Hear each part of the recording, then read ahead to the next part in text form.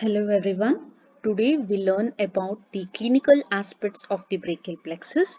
The clinical aspects of the brachial plexus mainly includes the Erb's paralysis. Now what is this Erb's paralysis? It is nothing but the paralysis of the nerve of the brachial plexus, which is the upper trunk of the brachial plexus. So the involvement or the injury to the upper trunk of the brachial plexus leads to the paralytic condition which is called as the Erb's palsy.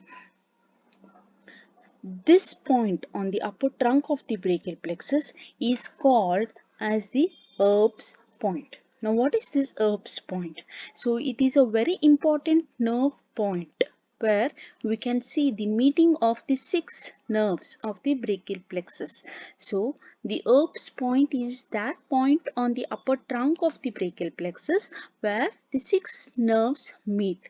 So the 6 nerves meeting at this point are C5 root, C6 root, the anterior division of the upper trunk, the posterior division of the upper trunk, and the 2 branches of the upper trunk, that is suprascapular nerve and the nerve 2 subclavius. So all these 6 nerves meet at a single point on the brachial plexus, that is on the upper trunk of the brachial plexus, which is called as the Erb's point. So the abnormal injury over this point leads to the clinical condition which is called as the Erb's palsy. So the nerve roots involved in this Erb's paralysis is C5 and C6. So the muscles supplied by these nerve root, that is C5 and C6, are involved in the paralytic condition. So the muscles involved in this Erb's paralysis are the deltoid mainly, the brachialis, the brachioradialis, the biceps brachii. A small involvement is also from the supraspinatus, infraspinatus and supinator. Yes, so these are the muscles which are involved in the Erb's palsy. So the involvement or the paralysis of these muscles lead to the disability wherein the person is unable to abduct his arm. The condition results in the medial rotation and the adduction of the arm and the extension and the pronation of the forearm. This disability typically gives the appearance as if the person is receiving a tip, that is the policeman receiving the tip from his bag. So that is why the name called as policeman tips deformity has been come here. So the deformity leading to the Erb's paralysis give a typical condition of the policeman's tip deformity. So deformity is also called as policeman tips deformity, or it is also called as the Potter's tip deformity. So this is about the Erb's paralysis. So the second clinical condition involved in the brachial plexus is called as the Klumpke's paralysis. So it is the nerve paralysis where the injury mainly involves the lower trunk of the brachial plexus. Yes, the injury mainly involves the lower trunk of the brachial plexus.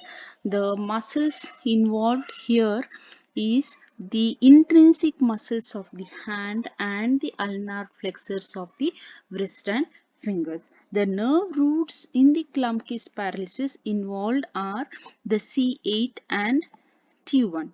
So all the muscles supplied by these two nerve roots are affected. So this involvement lead to the typical deformity which is called as the claw hand, wherein the hand gives a typical appearance of a claw-like fashion.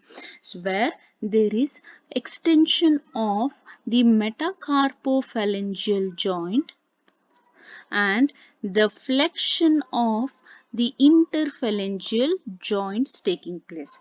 So this deformity gives a typical claw-like appearance, hence called as claw hand deformity. So I repeat, in the claw hand, there is extension of the metacarpophalangeal joints and there is flexion of interphalangeal joints.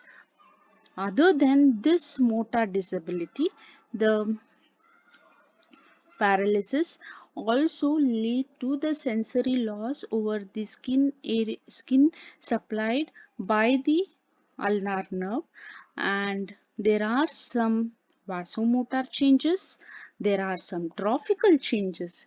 The vasomotor changes where the affected skin is more warmer and there is loss of sweating in the associated area. The long-standing paralysis may also lead to the trophical changes where the skin becomes dry and scaly. Sometimes there is a condition associated along with this paralysis which is called as the Horner's syndrome, which is mainly due to the involvement of this T1. The person represents with meiosis where there is constriction of the pupil. He represents with anhidrosis where there is dryness of the eyes. There is anophthalmosis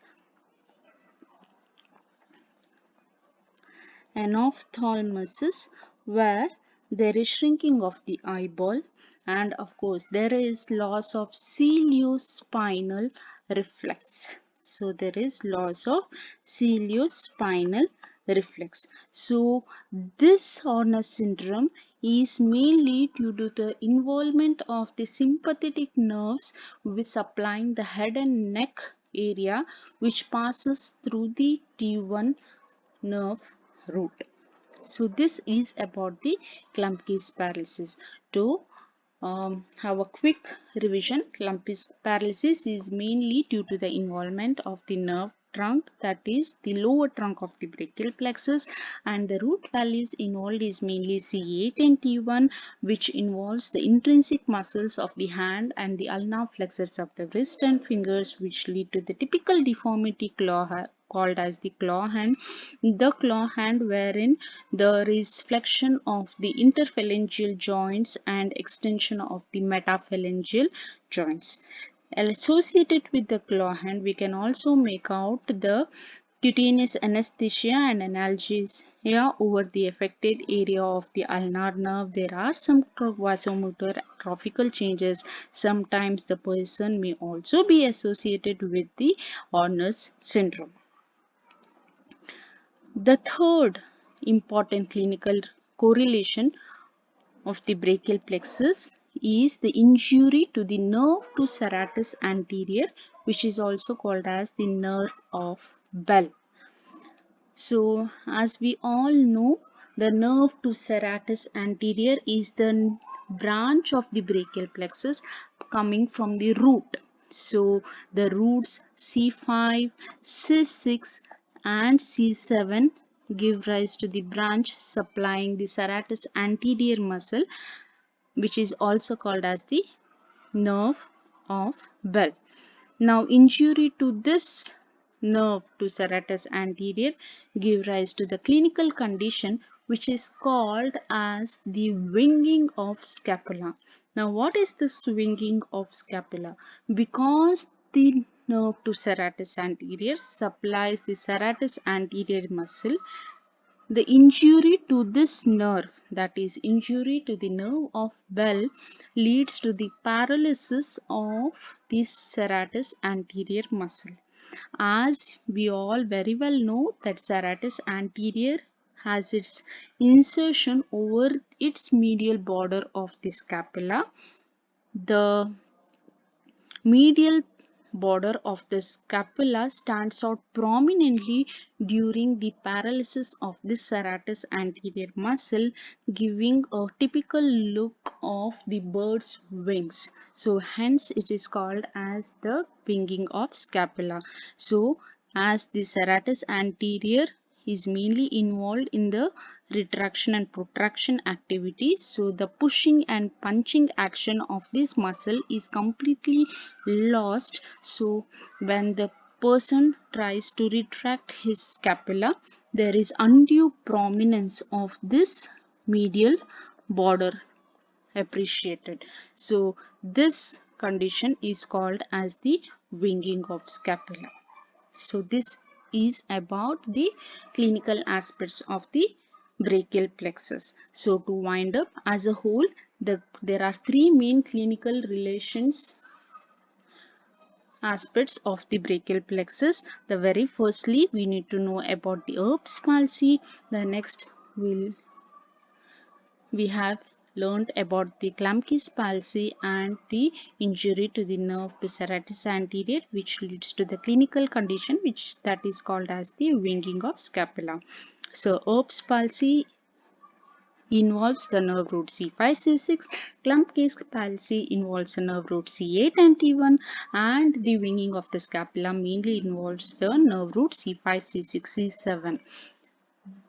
The disability seen in the Erb's palsy is called as policeman tips deformity. The disability in case of Klumpke's palsy is named as the claw hand, whereas the condition of the injured serratus anterior muscle is called as the winging of scapula. Thank you so much. Bye bye.